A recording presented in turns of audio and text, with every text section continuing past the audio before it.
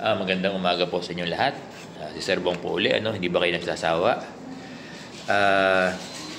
May guro kasi na nagtanong sa akin, sabi niya, Sir Bong, kapag attend po ba kami ng mga official seminar, when we say official seminar, talagang DepEd memorandized itong seminar or training na gaganapin outside the school. Pwedeng sa ibang school, o kalimbawa dito sa Caloocan, meron kaming North and South, South kami, gagawin ng meeting o seminar sa South, sa North, kasi nasa South kami, or yung venue ng seminar or training ay nasa Tagaytay, di ba? Bawat ang venue ay nasa region, di ba? At magta-travel talaga at mag-i-incur ng pera, ng expenses para doon sa transportation, kasi hindi naman pwedeng lakarin, or baka mamaya ang seminar ay sa Subic or sa Baguio.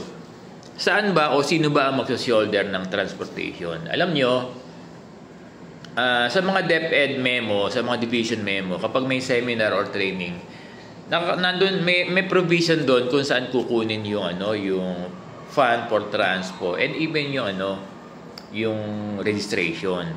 Kapag sinasabi doon sa DepEd memo o division memo na yung transportation ng training or seminar ay charged to local fund, to my understanding, pwede yan sa MOE or pwede yan sa canteen fund. Ganun yun.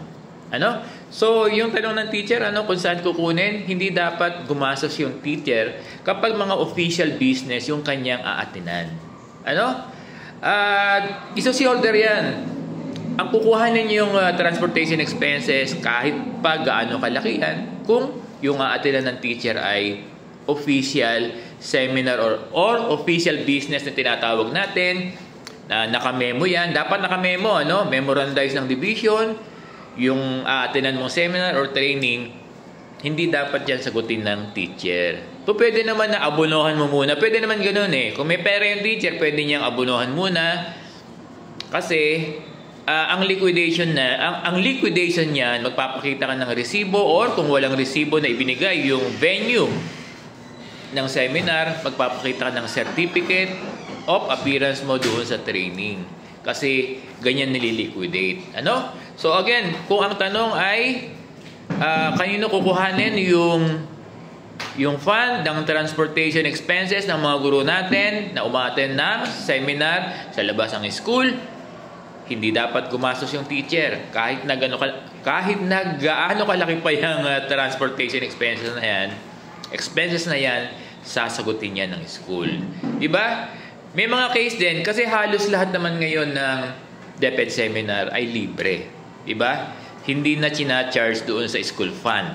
Pero may mga seminar na may registration na charge doon sa local fund. Ganon, So, ganon din yun. Kung charge sa local fund, yung registration, kukunin din sa MOE or canteen fund at hindi dapat gumastos yung teacher. So, naintindihan ba? Maraming salamat sa inyong lahat.